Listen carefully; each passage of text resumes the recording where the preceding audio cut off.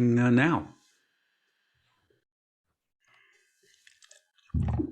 Okay. All right. So now we have to behave. Uh, It's on the record. So Do you want to catch us up, the- Lawrence, first, or what's the? Yeah, sure. All I want to catch up on is that we came up with this, the focus for this meeting through some conversations back and forth. And Frederick said, no, before we do this, before we do that, we've got to do this one thing. We've got to land on what we are going to do in order to grow. We all agree we want to grow. What are we going to do in order to grow? And I said, the only stipulation I'd like, because I want this to be an experiment for your future, for my future, which is it's really easy to come up with all the things that are wrong. And it also slows people down from seeing all the things that are right. So I thought in this one meeting, when somebody has a suggestion or a comment of whatever type, we could inquire more to get them to, so that we understand everything that they're saying, and so that we can virtually repeat it or paraphrase it in a way where they would say, that's not exactly what I said, but that is what I meant. Which is the way journalists used to describe a thing called the competent paraphrase. Not any longer, but it's old-timey journalism that you would competently rephrase somebody till the point where they said, those aren't my words, but boy, that's what I meant. And so I thought we could experiment with that. And that way, if it works out, you guys can use it in other meetings that you have with people. Because you already know how easy it is for somebody to say something and someone to say, well, we tried that once. Or wait a second, I don't think that idea is scalable. Or pardon me for a second, but I heard about that and I didn't hear good things. And before you know it, it's just all stop signs and no green lights. So, growing, before we go to market, we were talking about, right, Frederick? Your comment was what should be the first offering? Well, there was what should the offering, and who wants in. I prepared. I loaded it to the share file. I kind of prepared an overview. I'll share my screen. It might be easier.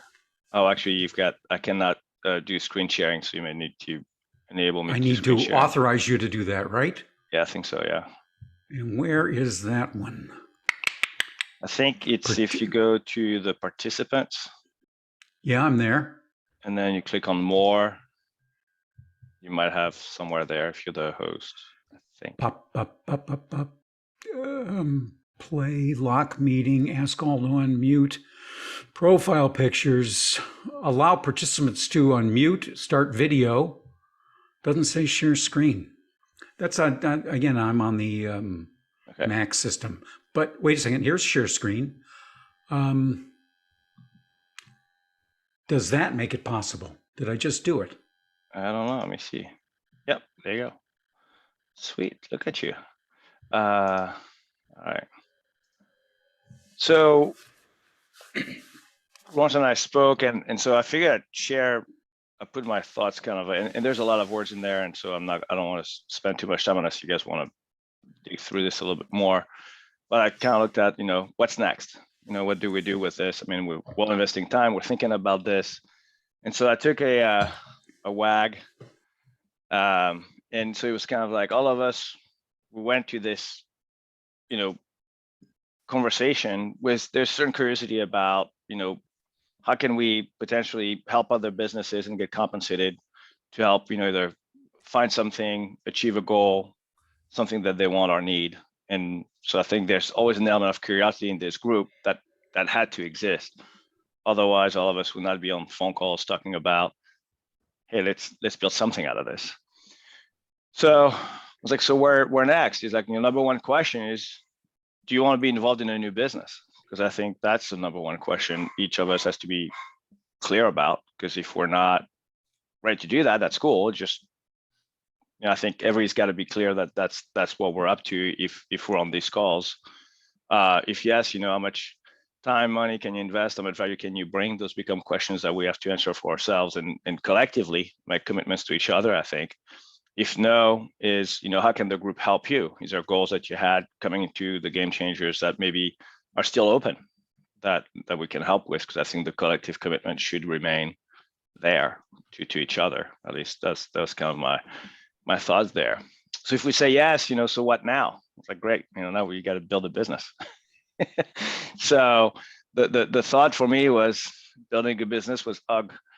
You kind of, at first it's overwhelming, it's a lot of stuff. And so, when I think about building a business, it was, who's the client? What's the problem we need to solve? What is it worth to them? How do we get paid? What's our offering? How do we find clients? All that stuff starts showing up. And in what I'd prepared before, I prepared this overview and I shared it. And Bonnie said something in the last call that I thought was really interesting was, we need to find clients into our circle of influence that we can test with. What I presented is an idea. And to me, I was like, well, what if we were our first client? What if we actually applied this idea of creating a space to have unreasonable conversation to achieve uncommon goals and actually do it for ourselves first, and out of that create this business that we want or that we believe we can create from there. And so being our first client would look something like, first create the space so we can have the conversation. I think organizations in general, there's a lot of muck, it's like constraints, it's opinion, cynicism, whatever's happened in the past that we project. And so how can we clean that up for each other so we can have the conversations and work on something that we can have great objectives and build something that's exciting for us. Out of that, produce it. What I call it is this thing that I don't want to call it anything. It's this sustainable energy that's going to drive us to create the kind of business. So that was kind of where my mind went in preparing for this call, is trying to maybe build a basic thesis around how we think we could tackle this, and let's try to be our first client and see what kind of business comes out of it. Would be an idea. I guess that was an approach. So definitely open to thoughts on that.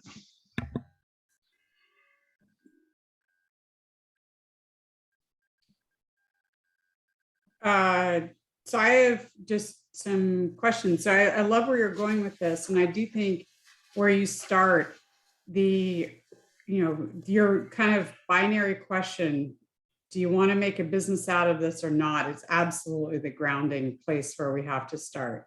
And any answer is fine. It helps us understand who's on which team. And then we'll figure out how to move forward on each of those teams. I'm not sure I totally understand about being our own client.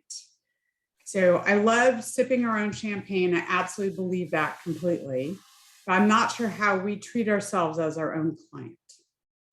I think the group is big enough, and that's the advantage I think we have. Depending on how many people want to do this, I think as a group, we're able to potentially break this up into section and kind of role play client, service provider, if there's enough people to do it, so that we can get to a place where we feel we have an offering that we would be proud enough to put in front of people, or not afraid to get embarrassed by what we produce. Maybe again, like I'm more like, pinging on what Bonnie brought up the last call, which I thought was spot on. Is like, we've got to find people within our network to test with. But I think the first test probably should be us. I think between us, we say, okay, this team of 2 or 3 is going to focus on this dimension. This team of 2 or 3 on this dimension. Let's critique it a little bit. Let's spend a little bit of time on this. And from there, we can probably have a cleaner game plan for that next phase, which may be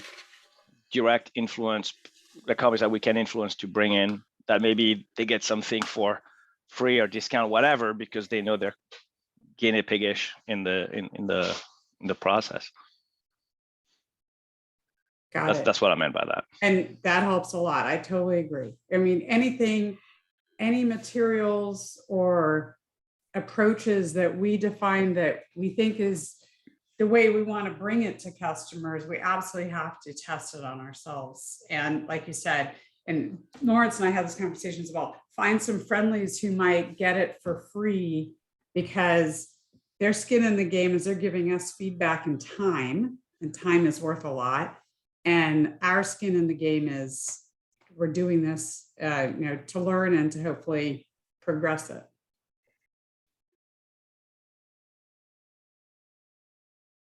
So when you say ourselves, do you mean ourselves as in this group of people that are on this call, or do you mean ourselves in terms of this group of people taking their own businesses or people that they know and getting an opportunity from them? Which one are you talking about? The development of this group Phase one for me was people on this call. People on this call. Yeah, that's say yes. Let's say yes. I want to be part of building this business. Maybe the people that say, Yeah. "Hey, I'm not in the point right now where that's what I want to do." That's then maybe that other group could say, "I don't want to be part of building a business, but I want to be part of this conversation. Maybe I can be part of helping you stress test an offering." Okay, I understand what you're saying. Anyone else? My thought on this is, to speak to the question of whether or not I'm interested in being a part of a business. I think my answer is yes, but I need to know what kind of business I'm trying to be a part of before I can really respond in a meaningful way. So what is the nature of the offering? Do I find that my skill set and passions are aligned with that offering? Do I see that there's a promising ROI on whatever investment might be necessary, either from a work standpoint or from a dollar standpoint? Those are questions that I think for me come first before ultimately. So are you interested in joining this as a business, which could very well be a yes. So as I think about this, I try to put a little bit of a fence around what's possible in order to sort of get my thinking narrowed down to something that I can kind of work with. As I consider the general area of offering or offerings that make sense for what I've understood this group is capable of and has to bring to the table collectively, it's something in the space of like education, consulting, and facilitation. I mean, that feels like the right space for the magic of the Game Changers group. And educating is something that can be done as you put material out or you're up in front of a group of people and you're conveying knowledge. Consulting is more of like a two-way conversation, and facilitation is really more hands-on. You're there moving the ball forward with either an individual or a group of people. So I think of those as kind of like escalating level of effort. And I think that this group is certainly capable of formulating offerings at any or all of those tiers. So then the question is I think that as we sort of like try to loosely define it, then we start to ask, okay, is that attractive to you, not attractive to you? How would you want to change that vision? I think we're just going to have to kind of try to carry the mass forward until we've arrived at a place where we're all saying, yeah, that's a mass that looks interesting, and I can participate in that in this way, maybe that way. So if I can try to paraphrase what you just said, Cole, you're saying before we can answer the question, do you want to be a part of building a business, we need to start to develop some of the carry the ball forward, develop some of the content, and create that mass that we can look at as a grouping of ideas and content that we can then bring out to other businesses. But that has to happen first.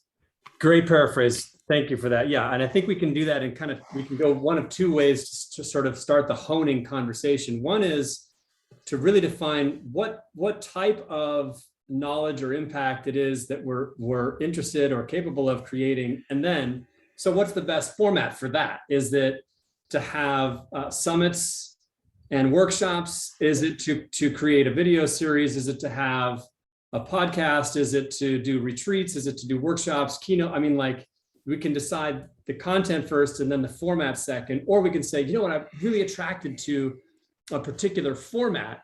Now, what content suits that format, right? I think you might be able to work both of those paths in parallel, but I think you need to work some kind of path in order to start to say, to narrow down what is possible for this group to manifest into the world.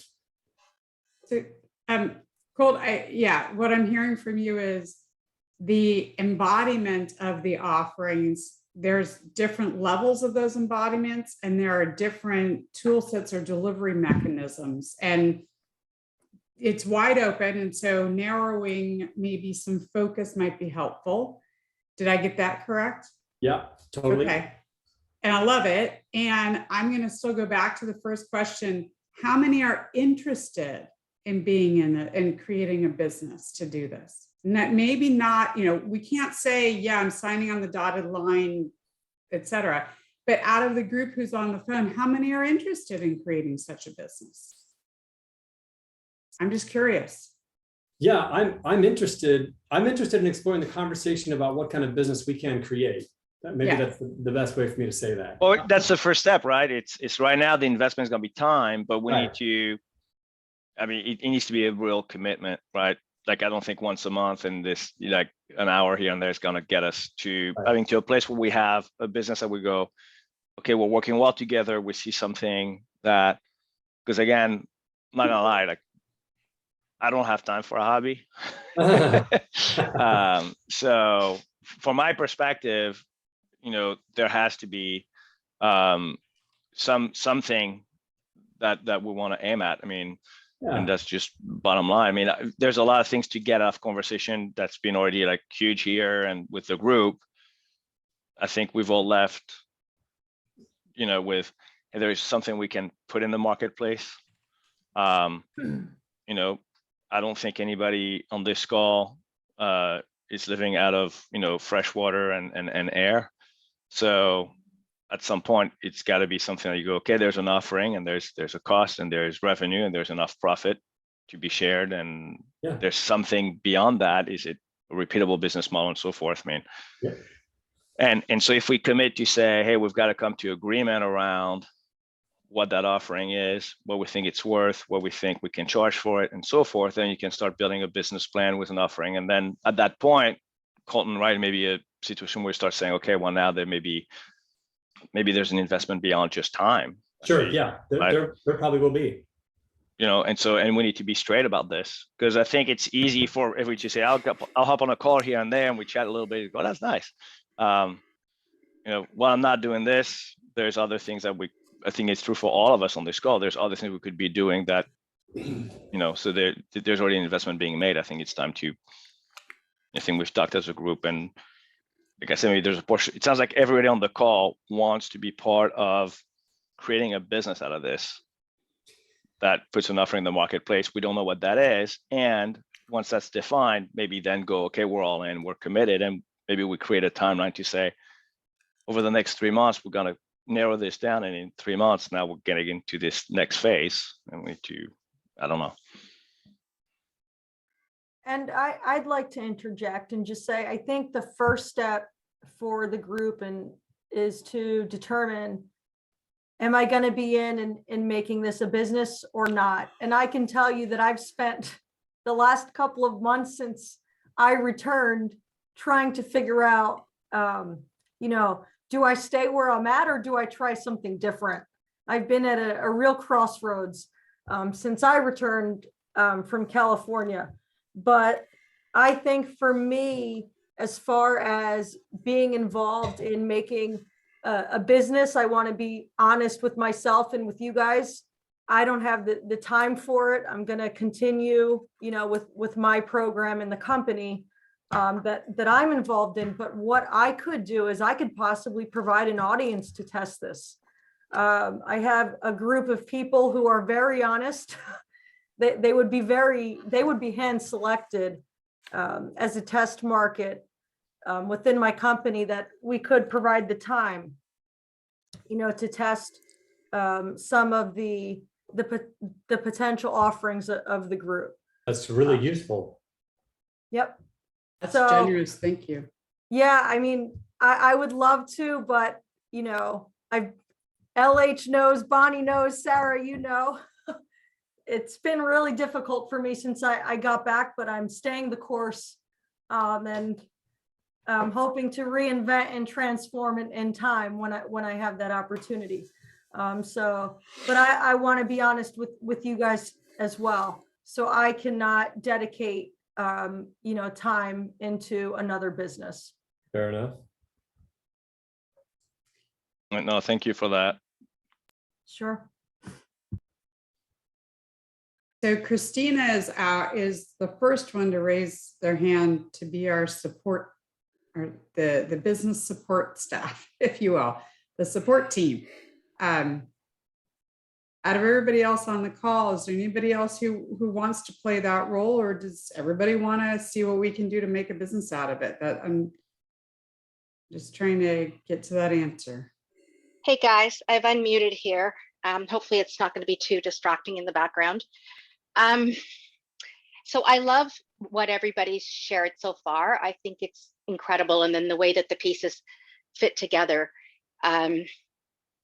I definitely underscore what I said in the last call is we need to start somewhere, because we need proof of concept. And again, in my experience with building two businesses, the strategy, even the tactical pieces that support that, the execution, which we all know is critical, is made by doing. So we either find a friendly, like Christina has offered us, or multiple friendlies within our network. And then we just try it, and we will iterate and iterate till we get to something that we can charge for, which should be fairly quick. It should be fairly early on in the game. So I'm really with Colt. All the questions that he asked and the points he raised are really the same place that I am, which is I'm going to give it a strong tentative yes, but I need to know what the rest of the pieces look like. And within that, the context, because I still have my own business to keep going, moving forward, et cetera, and clients to serve, is what kind of time commitment are we all looking for? Like, I don't think that anything is equal. So I'll just use, marriage as an example. I don't think you're always 50-50. Maybe over time, maybe over a year or 6 months, you're 50-50, but sometimes it's 60-40 effort. Sometimes it's 20-80 effort. And I really don't mind being the person who does more at times. But by the same token, I also want to make sure that we are all fairly aligned in terms of our contribution. And that can be a big issue going forward, as I discovered in my last business. So we don't have to be legally bound, I don't think. I've got some ideas of how we could move this forward without that, because I've done that too. But we have to roll up our sleeves, and maybe Christina's business is a great place to start. I have a couple of other leads within my friendly circle that we could start with on a proof of concept, a testing place. But I'd like to at least have jot answers or potential answers to the questions that Colt raised before I say, yeah, I'm all in. Does that make sense to anybody or everybody? Totally. Yeah, totally. Okay. And I'll say, my perspective is, I'd like to see us have something, have an area, have a framework pretty well fleshed out within a few weeks, so that within a couple of months at the most, we're in a position to do a trial. We're in a position for all of us to be able to look at those questions that Colt brought up and Bonnie reiterated that of making a decision, is it just the toe that's staying in the water? Or is it all the way up to the knee, or is it all the way up to the hips, or is it all the way over the head? Because there are implications that in starting a new business of things that we don't want to overlook or just push to the side from not just a legal entity, but kind of a financial entity perspective as well. And that just takes time to set up. So we need to figure out pretty quickly if we've got something to drive us to set that up. Totally with you. So could I ask Colt to repeat those three things again? Because I didn't write them down. Good news is they're recorded. Yeah. Yeah, but I have to stop it to listen to it. So Yeah. go ahead. Right. So we're talking about what Sarah just laid out. What I just heard was what we're really trying to do is to quickly get to the framework of an offering so that we understand what type of business we're trying to be in. And then people are in the position to meaningfully respond as to whether or not that's a business that they're interested in engaging in. Am I getting that right? Yes. So what was the first potential business that you talked about? That I talked about? Yeah. You When you gave said- three categories, didn't you? Yeah, well, I put education, consultation, and facilitation is the way I kind of think about the three tiers. So I'll just, maybe this would be useful to kind of lay this out, a little bit of a vision on how I'm operating myself in this space. So I kind of have three things that are going to be happening here. I'll be doing like free webinars for my workshops and that type of thing, just to put my subject matter expertise out there in a way that people who are mildly interested can jump in for like 45 minutes, no cost. It's pretty low, right? And that translates to, more like significant events that could be taking place. I'm going to do like a 2-hour thing on this or that type of thing. We're going to go more in depth on this. And then ultimately that can lead to what I call a cohort program. And in a cohort program, I have, let's say, 8 or 10 people who work with me over the course of 6 weeks. And they're on 2 phone calls in a week, like a Tuesday, Thursday phone call. They're like 50-minute phone calls. And then maybe every other week, I've got a direct phone call with each participant in the cohort, right? So that's kind of like the way I see the funnel works for people who have offerings in this type of a space. You put something out for free that can attract people to what you do and how well you do it. And then you have something that you use those events to point people towards. And that could be, this team can be brought in to facilitate within your organization, or this team puts on events that you can come and participate in. The next one's happening in, name the city, name the date. So like the bottom of the funnel, meaning what's the real rich offering that has the actual meaningful revenue opportunity for the participating game changers, and the deep and rigorous value for the people who would be participating. That to me is the question. What's at the bottom of the funnel? And then what we can figure out from there, and I can help to like lay this out, is so what would be the things that would happen at the tier above that and the tier above that to be drawing people further towards this very rich, meaningful, presumably high dollar offering. Yep. Okay, so, yep. Somebody must have questions about that. He's got a funnel, if I understand correctly. In the case that you gave an example of, the funnel started with some sort of event that was no cost except for time. Yep. And that produced people who said, "Tell me more." Pretty much, that's right. Yeah. Okay. And the next step is that you take the people that tell me more, and you determine a couple of different paths for them. Yep. And the couple of different paths that you outlined were one, some sort of event that takes place at a time and a place, or a group of times and places, Yep. or something that was directed towards their company.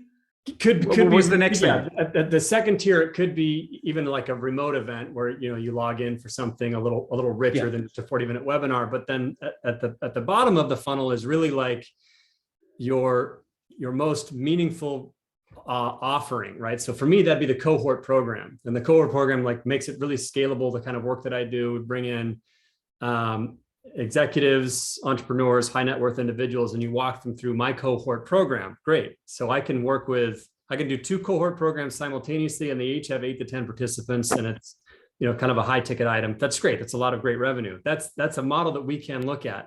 Another thing that we can look at is, we can help business teams work through challenges as you were talking with me earlier, Lawrence, making them capable of improvisation. Right? And when you can improvise in jazz, it's because you have mastered the fundamental principles of music. If you want to be able to improvise in business, it's because you've mastered the fundamental principles of how to succeed in business. These are the game changer principles. So we can level up business teams in a similar way. So maybe that's a program for business leadership retreats. So the company's putting on a retreat, you have got your leaders coming out, the game changers will come, and we're going to change your game. Or it's an event where we take business leaders from all kinds of different companies, and they come and they do like the 1 day, 2 day, 3 day, whatever sort of offsite. And that's a game changing experience for them. So there's a variety of, so cohort program, on-site with one company, a retreat situation with one company, a retreat situation with executives from multiple companies. There's all lots of options out there for what could be at the bottom of a funnel. And I'm sure there's many more than I've expressed in the last number of minutes here. But that's sort of how I see crafting this thing from the top to the bottom. I think we need to start at what's at the bottom, and then we can figure out how to funnel people to that. Okay. I'm not against reverse engineering. So Colt, I'm going to jump in here and say I agree 100%. There's a lot of like what you're proposing, and this, we've talked about this before, online, like these different the little free ones, and then you bring them in, and not to say that it wouldn't work or that we're not different. And obviously by doing it, we'll find out what our points of difference are. Sure. And then how we, but I agree with you. For this to work, we have to start at the bottom. Mm-hmm. And so it still brings us back to that place where we need some friendlies to totally. try it on. 100%. And can I just comment on the time frame? I feel like 2 months is a long time when we've got a friendly who would probably start working with us fairly quickly. Okay. Like I think we can probably, I don't think we need it all sketched out in a PowerPoint. I think we kind of go, okay, here, if Christina's going to offer up her company or parts of it, what do we have to do to start that in the next 2 to 4 weeks? Like, Okay. I don't think we need the whole plan, because it's going to change right away. I promise you that. Yeah. Totally. What we do need is we need the content. In my view, this is my perspective. We need the content and the tools to deliver and engage with that content. And I think we've got, I propose that there's a lot of content in what we went through in March. Mm-hmm. But telling that story, packaging up in a way for an audience who didn't do the pre-reading, the pre-research, the pre-activities like we did, will take a little bit of time and thought. And this is my education, master's in education coming at us. How do I package it up so that everybody could come along? And what are the activities that we have them do so that it's in the moment absorption and use, because that helps to train the behaviors and build the skills to be able to take it outside of the room. And we don't want to be one of those situations or experiences that we've probably all had where it's like, oh my God, this was a great workshop, and now I kind of forgotten it and I don't use it at all once I get it. Yeah, that's where the execution and the facilitation that you were referring to, Colt, comes in, right? That ongoing support, hand-holding. Yeah. So Sarah, I love what you just said. I think it's great. Is there a way to do this where we stay one step ahead? So it's almost like a hybrid model of what you're proposing. Like you don't want to just jump into it. And I agree. I think we have a ton of this material available already for what went in, what went into our own sessions. We find a starting point. Where do we start? I'm gonna guess without looking at it off the top of my head. Though we start with discovery, because that's almost always where we start. And that's something that we can do fairly easily while we're trying to get the next step and the next step. Like I have something that I refer to often in business as the next right step. I don't think we need to have the whole thing, as long as the first 2 steps are mapped out. Yeah, I hear you. And I'm wondering, for those first steps, do we go back to our 9 destinations? Because to me, those are anchor point framework, and pick 1 or maybe 2 that seem related. And we start with that, or maybe we just start with 1, and it's not a comprehensive test with Christina. It's a very focused test with Christina's team of how do we package this up and what can it look like? Agree. So the only thing I would say is, how do we know which of the 9 is the most relevant to them without doing some amount of discovery? Oh, I agree. Yeah. Right. So to me, discovery still has to be near the top. Sorry, Christine, I didn't mean to cut you off. No, finish up, Bonnie. No, that was actually the end. I have Okay. nothing after that.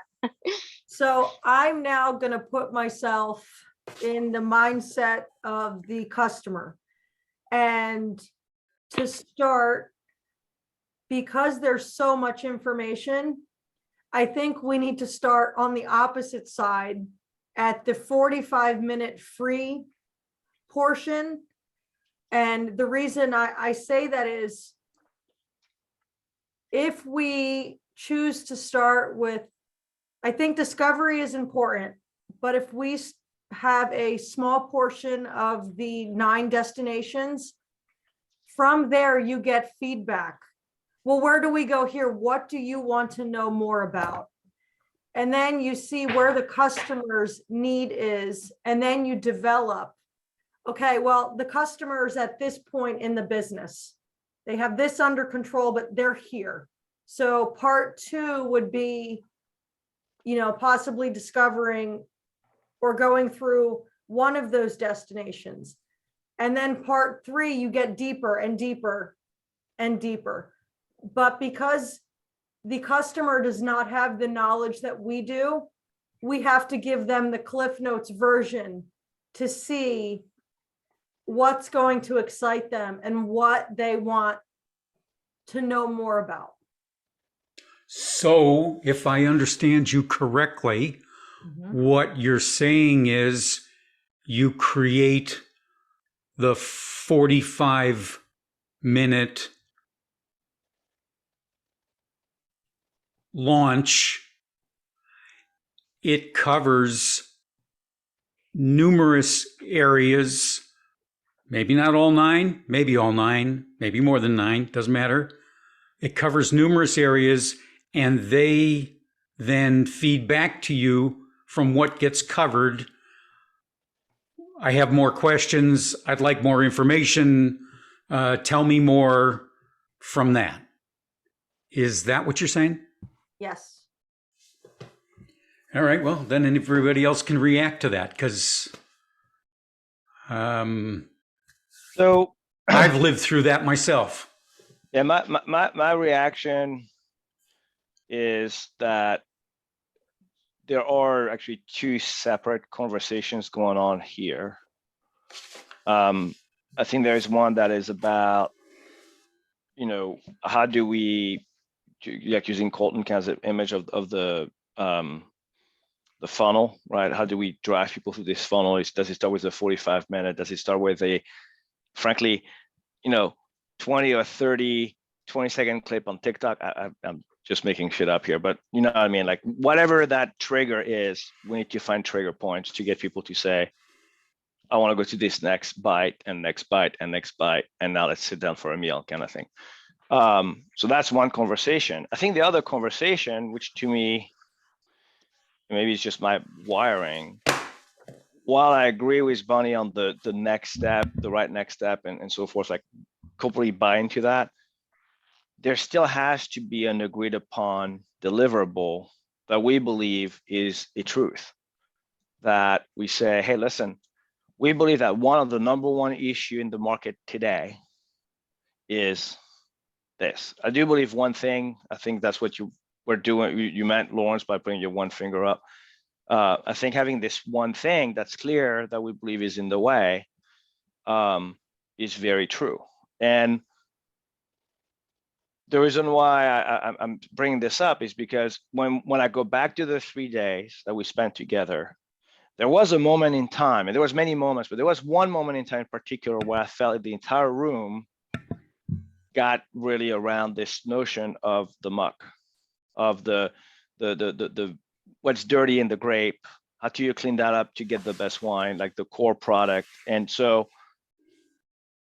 I think that moment to me felt different over the 3 days, where that really kind of, like, there was kind of a real alignment that was undeniable in the room. Because, and maybe I heard it wrong, but I'm bringing that up because to me, that's how that felt. I was like, that's the one thing that I felt. We all know exactly what that feels like in real life, where there is all this noise and all these, whatever, right? The circumstances, another ambition that may be contrary. So I've got this idea, but I'm not going to say it right now because I think I could use it to hedge my career.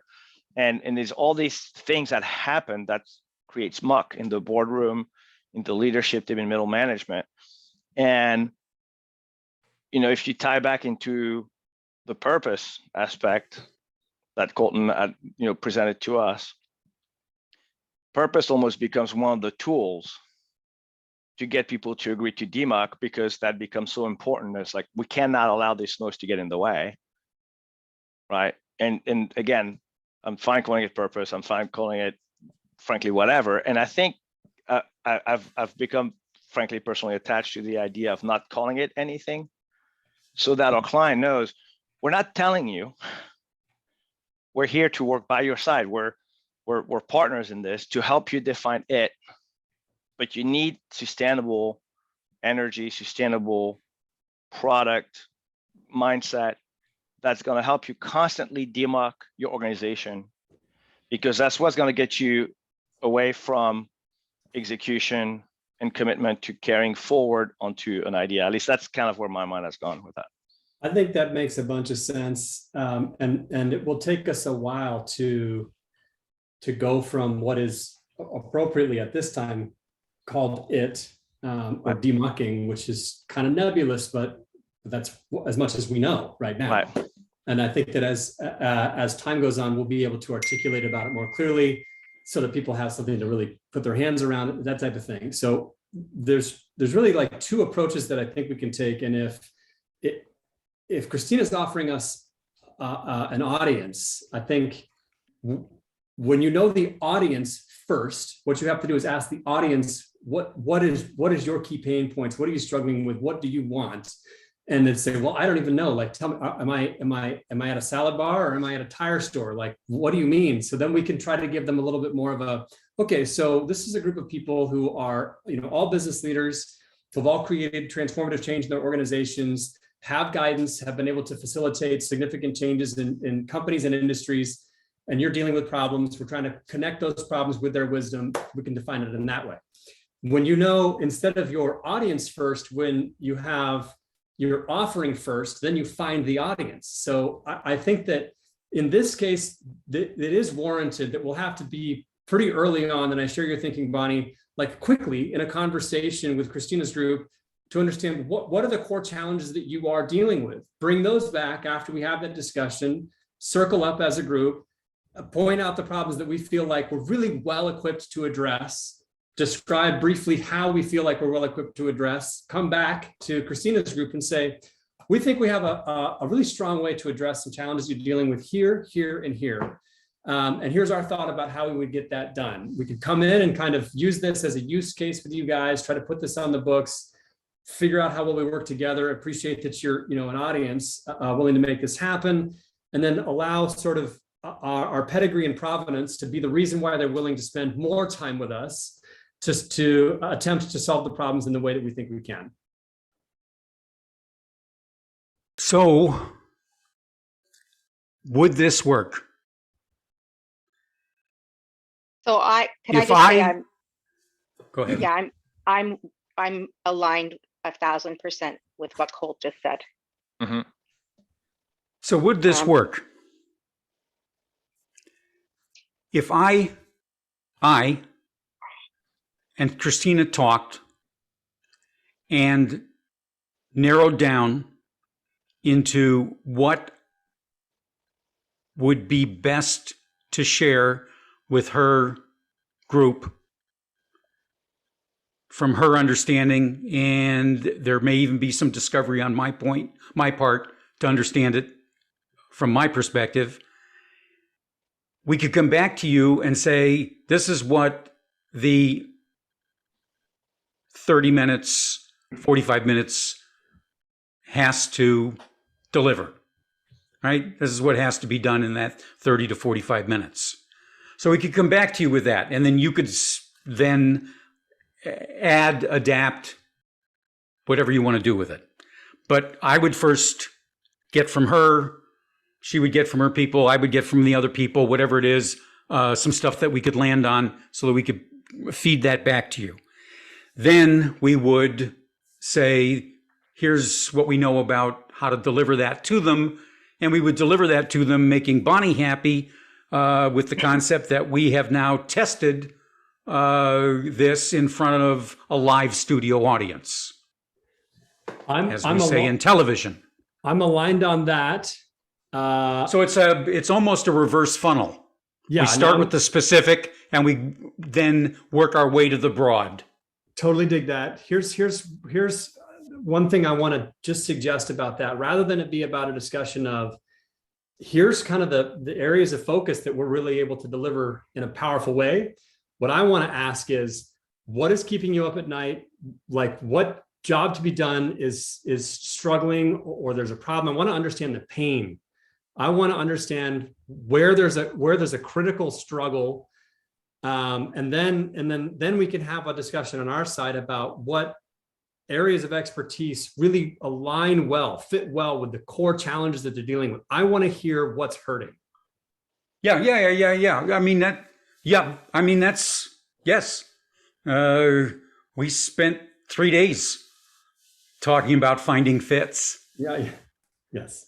So we will definitely find fits. You will definitely hear fits, not hear, tell me this story. Got it. Absolutely. If that's what you're saying, you got it.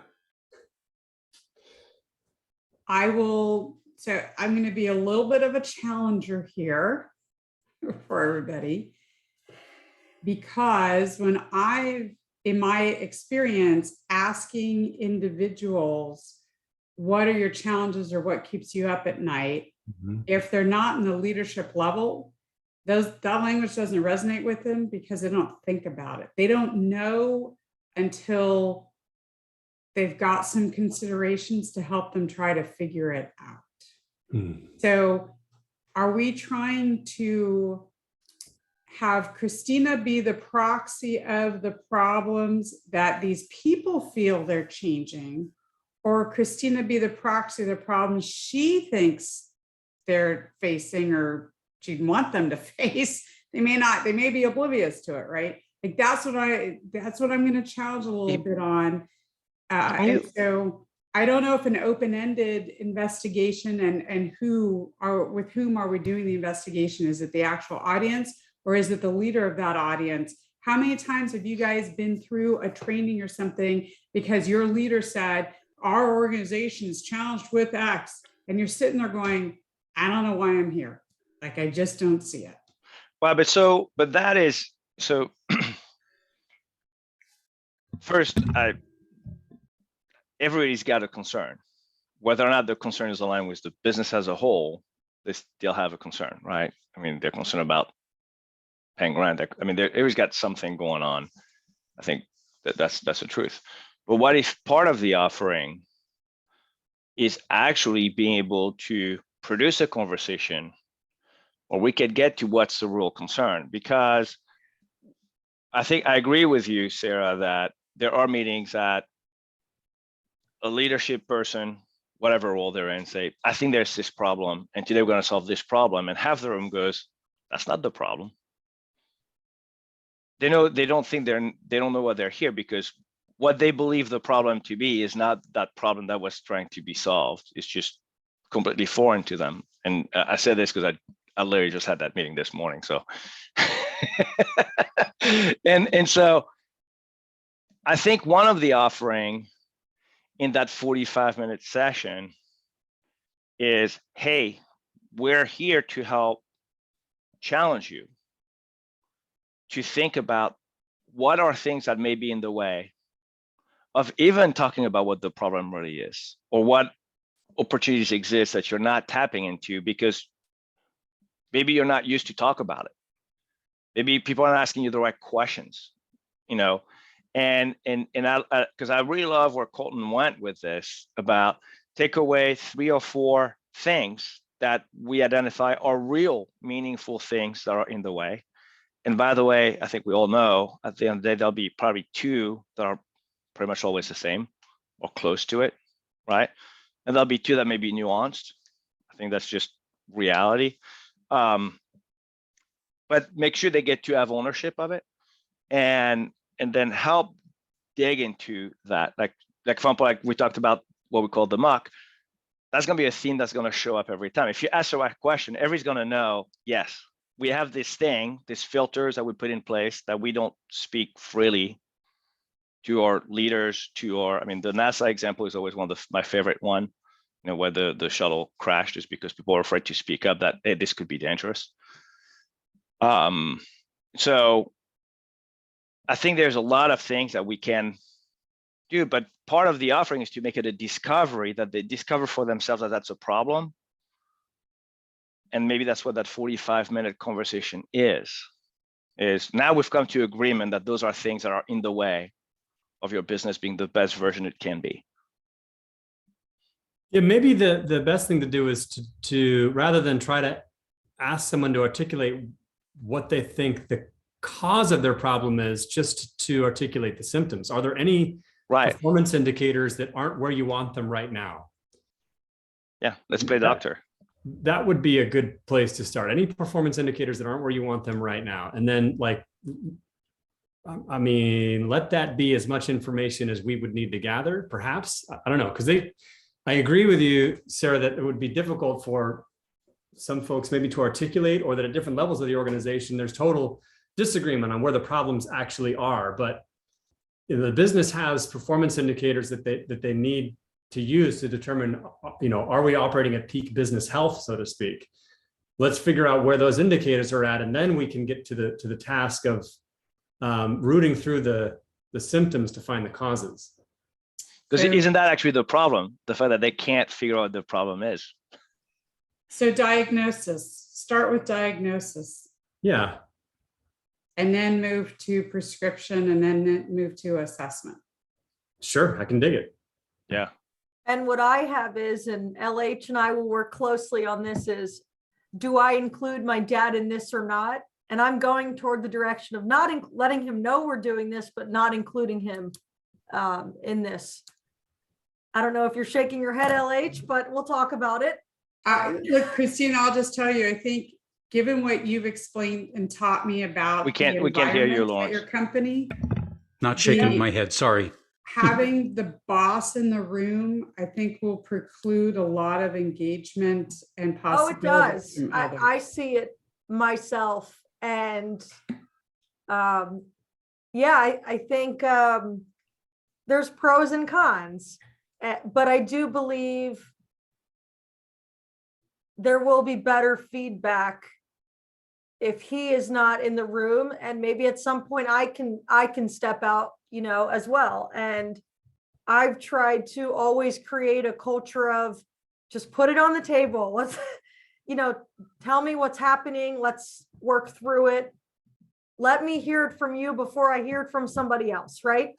Mhm. That's the culture I've always tried to create.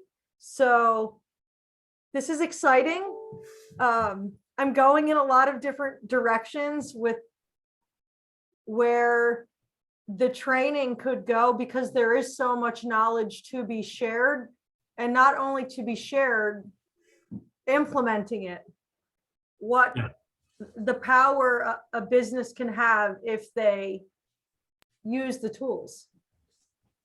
Imagine a situation though, like, let's forget Christina's, the business you're in right now, but from the outside, a company brings us in and say, okay, we want to have this first diagnostic conversation, and we're going to bring, 10 senior leader, and we're going to have 3 people from the Game Changer part of this, discovery conversation.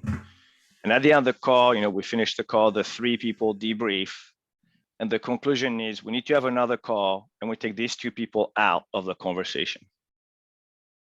And we say, like, imagine like how that would be interesting to be able to have, the ability to come to back and say, hey, listen, this call was really helpful. We'd like to do a second call without these 2 people in the room. Want to see how the results are different on the conversation. And because that could be one of those things, Christina, I imagine we don't know the dynamics of the business you're in. And that's what I'm trying to think about. And we don't know your dad's approach. But what if a group came in and said, hey, we want to have this conversation, everybody agrees. We start the conversation and someone comes in and we feel like we taints the conversation so much that we're not getting really what it is that's going on. And we're able to come back and say, hey, we'd love to dig deeper, finish our diagnostic. And right now we'd like to do a smaller group. And here's the people we'd like to invite that conversation. I think those are the kind of things that nobody does right now. And so if I am hearing correctly, the divergence between the 2 approaches, I would paraphrase them as follows. The thing that I said to Christina was a 45-minute session was developed that grabbed their attention and made them think questions in their mind that they would want further information on. So it was I talk, you listen, and enjoy this presentation on this subject that we would hone through some previous conversations, but in general, it would be an engaging conversation that would allow them to then put their hand up for further conversation. That was what I was talking to Christina about in my mind.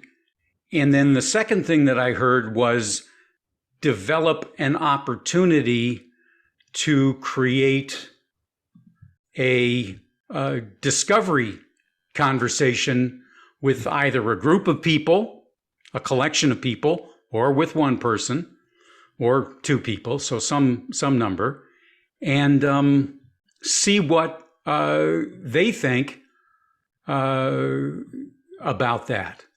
So right now, I just threw up a slide. Can you see it? Yeah. Yes.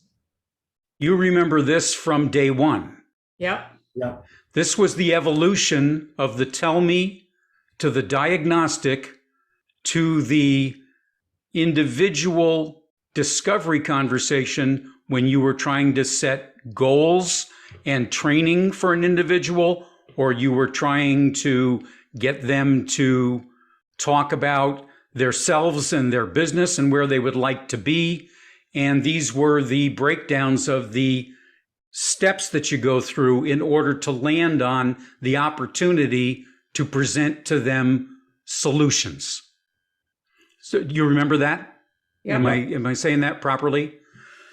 So this was the sort of the second thing that you guys were talking about, which was have these kinds of conversations with people, maybe a couple of people, maybe a couple of people in segmented, or I'm sorry, first step, second step, third step type conversations, or maybe a whole room full of people.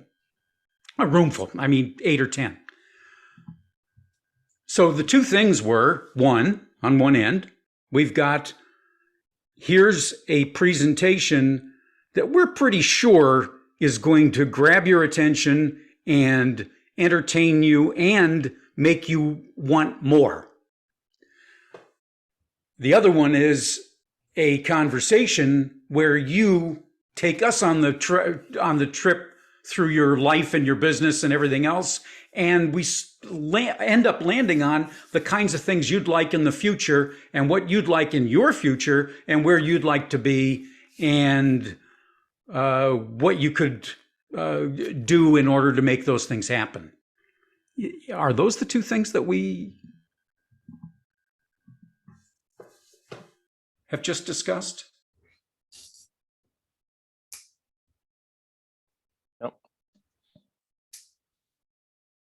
I think so. Okay, so I agree with that. So correct me if I'm wrong, that those were the two things. They're two different directions. One Two things is I've the- done before, two different directions. One is the 45-minute, we deliver what we have. The other is the more consultative, talking, understanding where they came from, where they are, where they want to get to, and then Yeah, one's a devising discovery, something out and of the other that. one's the other Pitch. one's a Showcase. lead generator. Sorry, Yeah. can I, listening to Nick here and listening to you, I actually, LH, I don't think they're two different directions. I think they can be merged, because the way that Nick said it back to you, I actually think that potentially the 45-minute is to give the uninitiated just a sense, like, what are we up to? Christina's brought this thing forward. What the hell is it?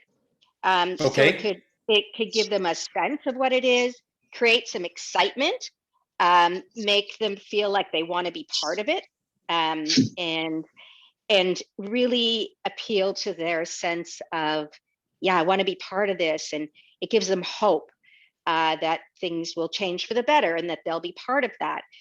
And then we go to the discovery. Like, I think both pieces are important, and I actually don't think they're different. I think they can be done both. Yeah, So the sure way they that can. Nick said it back for me, it really helped to kind of crystallize that. So let's go around the room then. There's other people. You heard what she said. What do you think?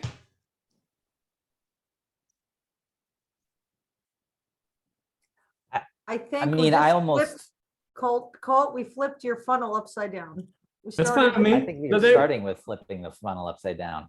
Yeah, So it's right I- side back up again. Totally. Yes. But as I was thinking about the fact that we've identified the audience first rather than the offering first, it makes total sense that this is the direction that we have to go.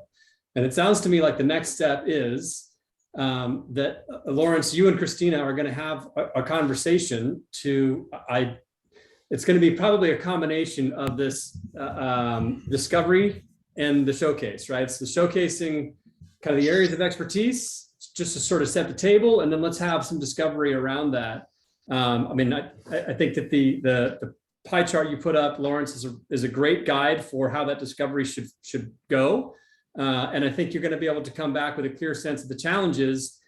The next meeting that I'd love to have is a meeting where you guys have captured the challenges. Maybe you have some preliminary thoughts about ways that the Game Changer organization can address those challenges, but allow us to kind of absorb what those challenges and difficulties are, have a discussion about how they could be approached, and then formulate an offering that we could take to them. And I think that actually should include pricing, though the pricing will be waived, just so we've got a sense of what are we really building here and how much we think it's worth. I agree, Colt, with what you just said in terms of the process and the approach. And I add to that,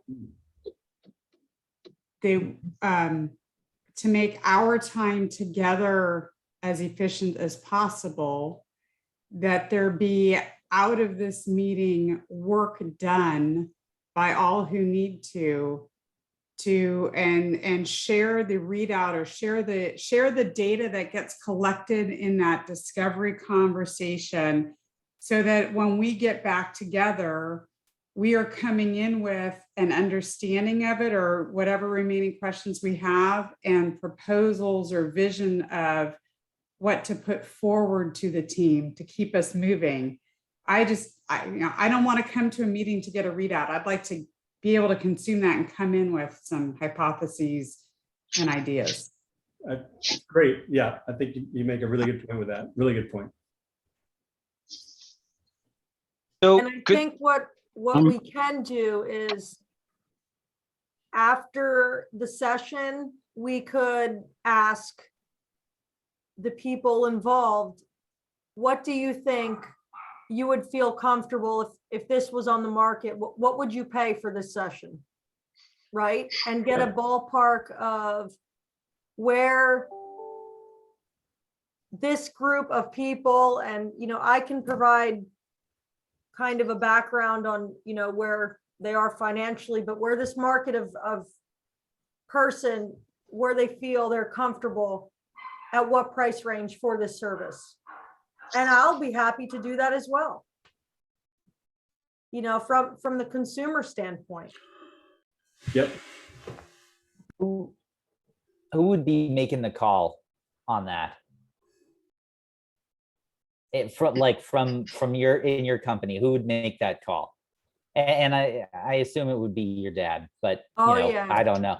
But I mean, like we were talking about, I don't know that this was in the Game Changers Summit, but we had talked about how you focus your marketing and your advertising to meet the target audience. And so, as we're having these conversations and asking what would this be worth, the business, I imagine, would pay for it, and who would make those decisions would be, I imagine, your dad and maybe somebody else. Maybe it's partly you, maybe it's partly who, I don't know who else, but there would be people there who are going to be invested in it. And what is the change that we're proposing, or the ability to get to the goals that we've pulled out of those discovery conversations? What is that worth to them to achieve their dreams, for their business? and as you guys are talking, like, I'm finding myself daydreaming a little bit, listening, but daydreaming about the way you guys were describing, Lawrence talks to Christina about like a first discovery, then we do maybe a 45-minute first conversation with some preliminary objectives, and then as a group look at, what else could we do beyond that. I think that's part of the offering you could do. I think that's actually a model, if you think about it, where you have a multitude of clients that come into conversation, maybe 2 or 3 people from the core team has a couple of conversations one-on-one, share what they're seeing, what they're hearing. Then there's a group call. Maybe there's 3 people from the Game Changers that get on that group call to hear, and then we debrief and we come back with an offering to the company. That kind of ebbs and flow rhythm, I don't know, feels interesting, because then you could say kind of what Colton presented, like, you got the cohort, you've got an on-site, you've got a retreat with executives of a single company, retreat with multiple business leaders. In the group, some of us will be more comfortable with certain aspects of that offering and others with other aspects. And so I actually think that's how now you start seeing the shape of a business taking form, in my mind, at least. Am I far off? No, and you also see where people fit. Right. Like, I And- think there's a, because because if you think about a company, most companies that hire a consultant, they hire one person with a support cask, basically, right? But what if they said, you're hiring the game changer boardroom? That's what you're hiring. And some of us will be involved in conversations directly with you, but we'll bring it back to our board. We'll talk about your company. We'll talk about what we're hearing, and we'll come up with ideas, follow-up questions to actually create an offering. And that would even potentially even frame our mind around, like, what mindset do we miss in this group? What, I don't know, like, I think there is a, trying to think about what's the term, like people call the digital twin that's being built out there, right? Doppelganger? Avatar. Right. Whereas here in a way, we're talking about creating a twin, like a board twin, to kind of take your ideas, hearing your conversations, and for us to look at it and come back to that whole board and say, we've looked at this, this, and this, and we see big hurdles in those 3 or 4 different places. Based on like even that model, how Lawrence was presenting it, I thought that.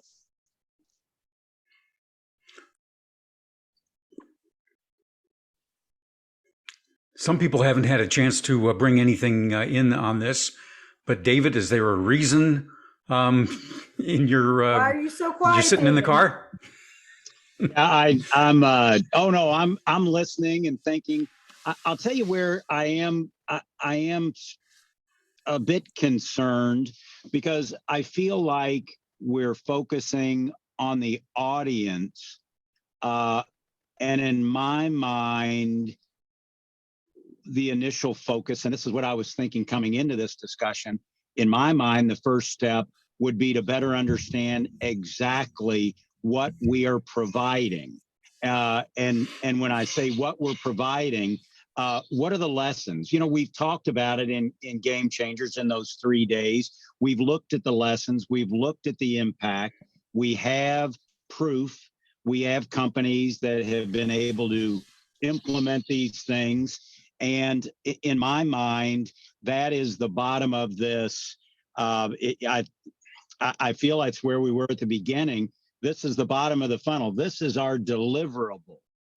And in my mind, it's not every audience that we would provide this to. So in my mind, I guess I'm just kind of going back and forth and wrestling with the first thing in my mind is to understand exactly what we are, exactly what we're about, exactly what we provide, and in addition to it, who our target audience is.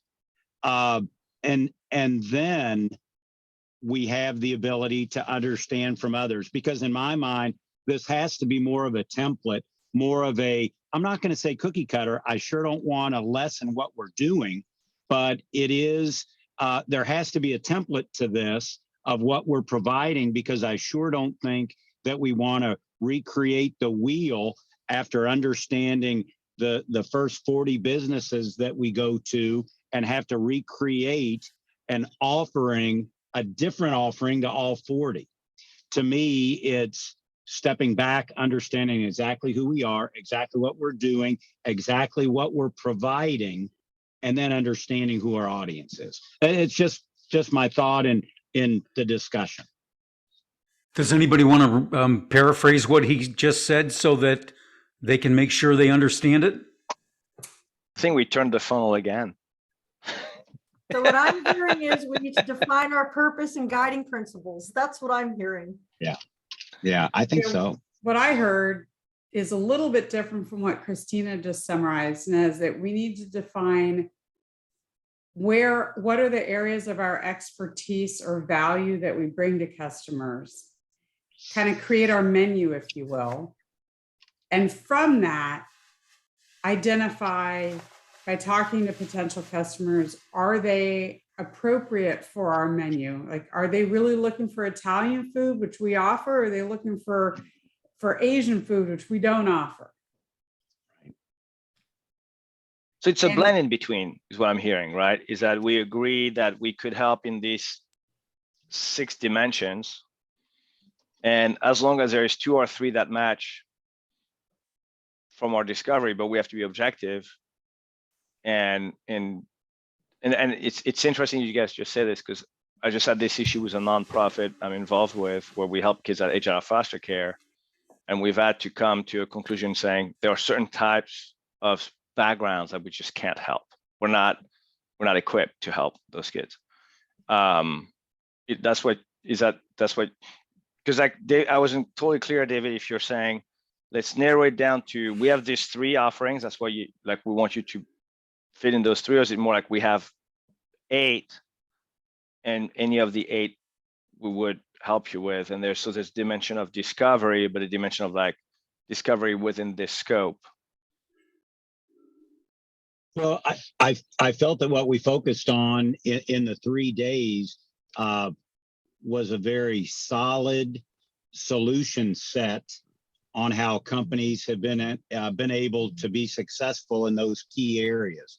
And in my mind, those are our specialties. That's where our expertise is.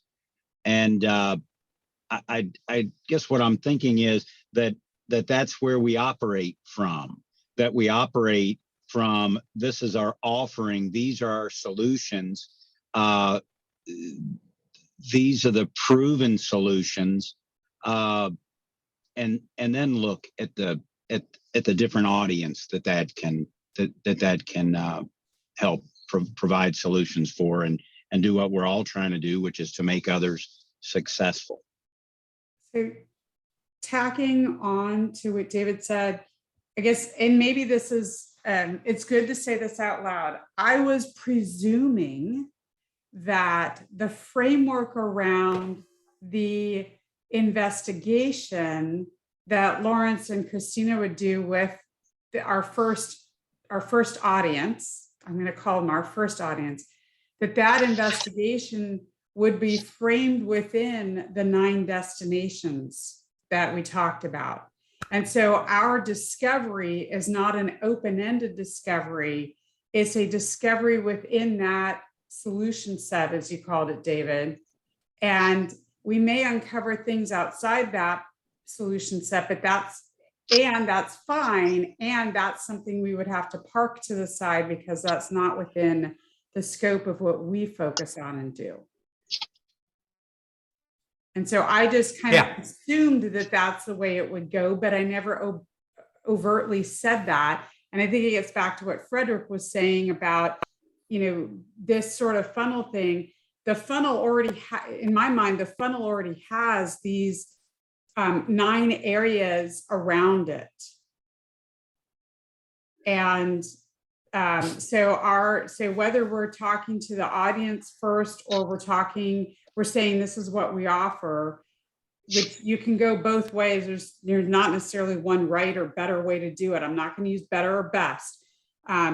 Just that's our framework of what we focus on. Does that work for you, David?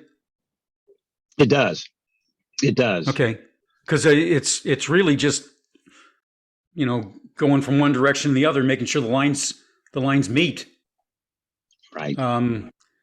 And Christina, does that work for you? I mean, it is within those 9. You don't normally telegraph to people the answers that you want them to give, but you do normally hone in on, as Bonnie knows, those kinds of things when they throw up a signal to you. In other words, you elaborate on those things rather than the other things. That's the way discovery goes.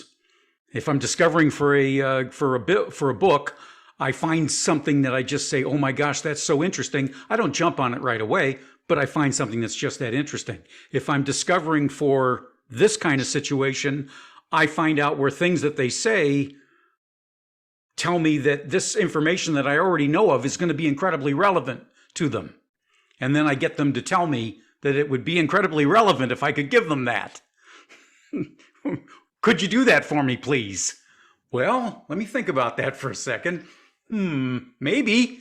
And then I'll be back to you if I can. It sort of goes in that direction. So it takes your point that you made, if I understood it correctly, David, takes the thing that Christina said, which is here's some people that would like to hear more, and gives us a chance to do what Bonnie said, which was try it and see how many little eyeballs light up like they would on Christmas or Hanukkah. Your choice. So anyway, I'm just trying to paraphrase, but if Yeah. you correct me if I'm, because I'm not trying to lead you down that path. I'm just trying to hear you adequately. Ultimately, what Frederick said, and ultimately the goal, you know what my goal is, because I've told you more than once, but I'll just repeat it. I want to feel the thrill of helping people find it and achieve it.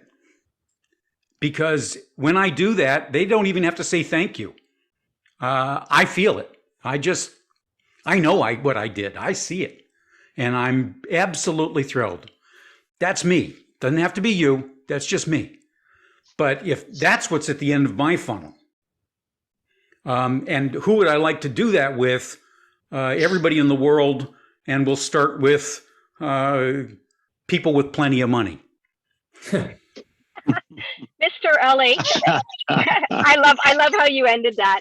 I'm going to have to jump in a sec, but I did want to make a comment on what David said, because I think it's important. And your point of clarification, so David, you talked about we have proof that we have proof that all this works because of all the companies that it's been proven in. And that's our core offering.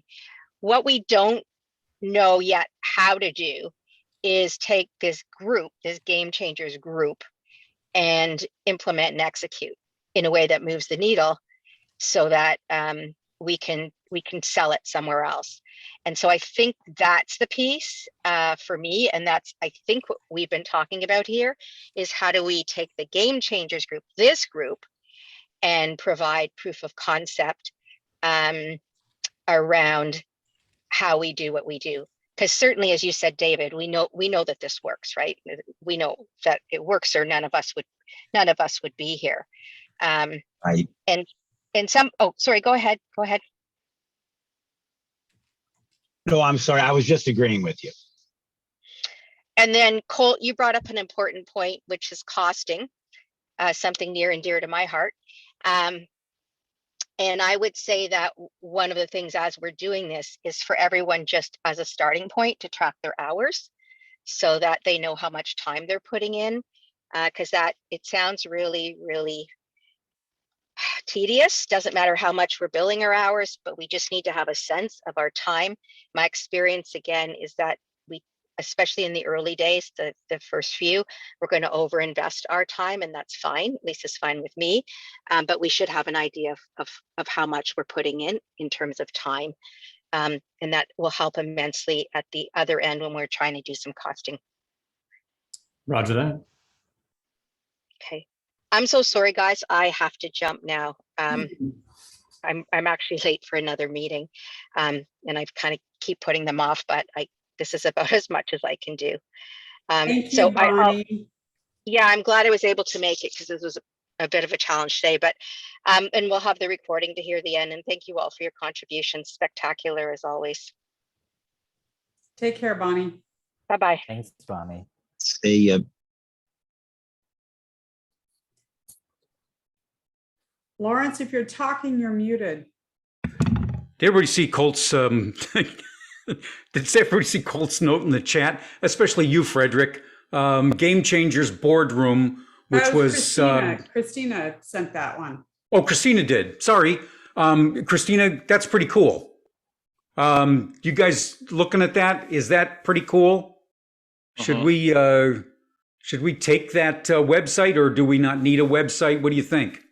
Well, we will, but I mean, I think we need to agree first on the other pieces.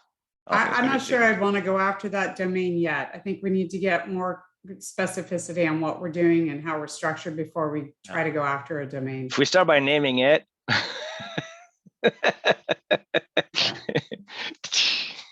Well, you named it, for God's sake. Those were your words, weren't they? I know, Frederick? I just an idea. I said, what if they then had access to the Game Changer boardroom? But I really believe that there is something to be said for that.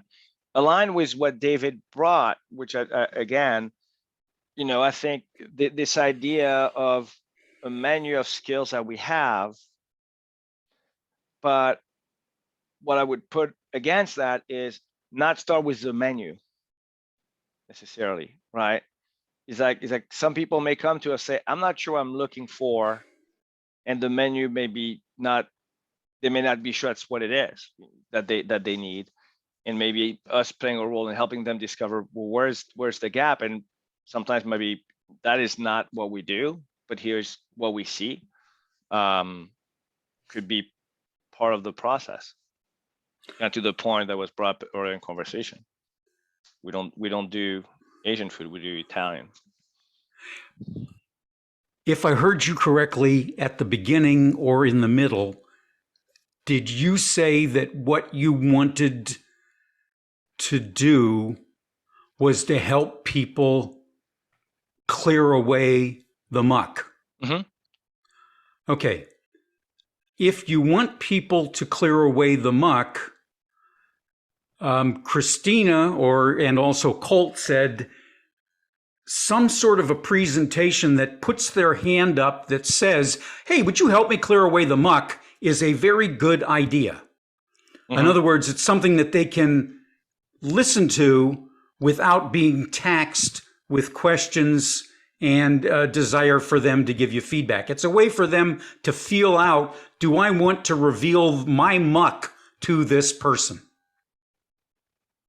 Right. Would that be a fair way of saying it? Yeah.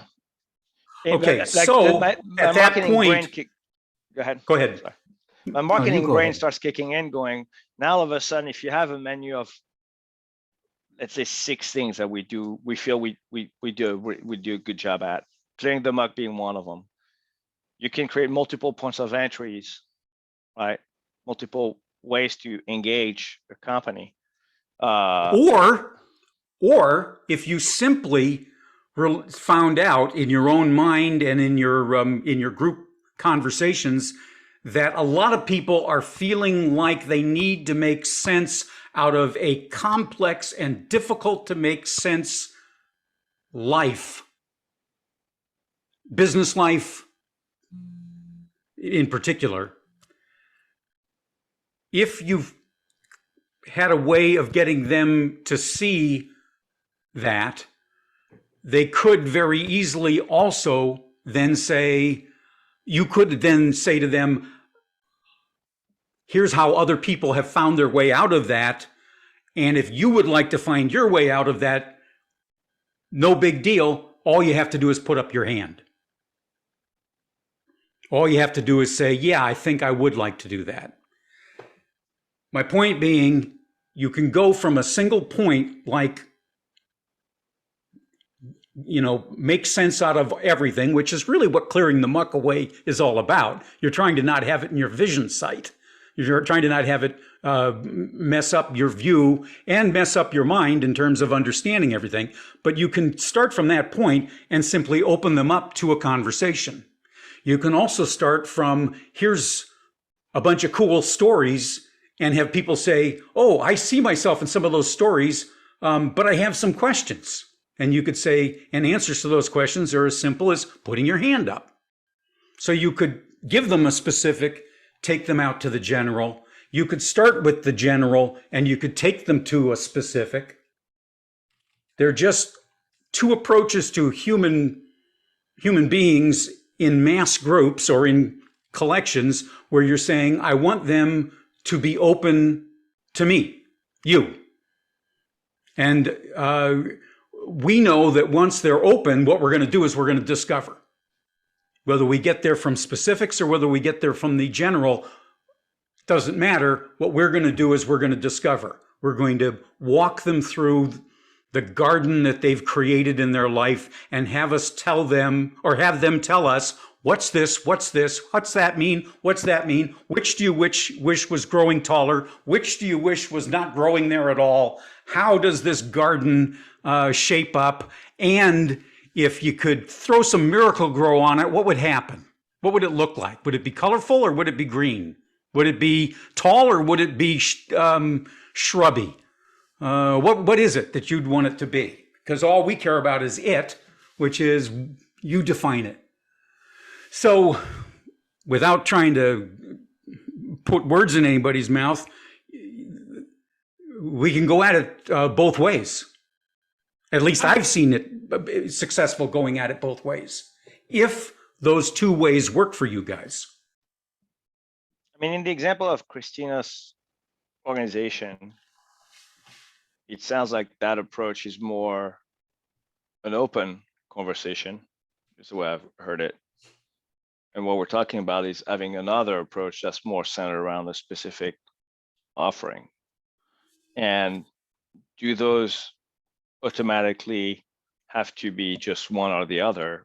I don't necessarily believe that. I think they can be just two offerings, depending on what the initial conversations with that business sounds like and feels like. Would that be a reasonable way to think about it? Or do we, and again, I say this and there's a lot in me screaming, no, single focus. So I'm putting it out there to talk about. I will tell you, my DNA is often more like do one thing exceptionally well. But. What works for you, Christina? Gonna have to think about it, and that will all determine again if I include my dad or if I don't. All right. You know. Okay. So she'll let us know. Have we made the progress that you wanted to make? When she lets us know, we will pursue based on what she lets us know, and then we will come back to the group as Sarah requested with some stuff, however that's delivered to you, and then we will have the next meeting where you have already digested that stuff and have stuff to say about it. Was that what you asked for, Christina? Did I have that right? Yes. I mean, sorry, not Christina. I'm sorry, Sarah. Was that what you asked for? A chance to digest it and come back? Yeah, what I ask is that you guys do take that first step. Yep. Of having that. So I think there's a step before the joint first step, and that's a Christina step of determining who to include and perhaps what approach you think would be is where you would like to start the conversation with that team. Yeah. And then you bring LH into it, and that conversation happens, that meeting, whatever it's called. And depending on the readout from that, you two might say, you know what, let's go at this another way and try again. Or you might say, hey, I think we're in pretty good shape. And you guys share that readout to all of us so that then we can come together and formulate our next steps. And being sensitive to the timing, I don't want to wait a couple months to get through the next step. And, a couple of weeks would be great.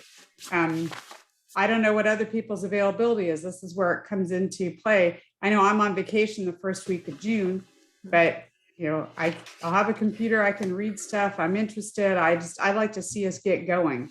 I think we've been simmering on the pot for 2 months. So it's time to either bubble it up or turn off the heat.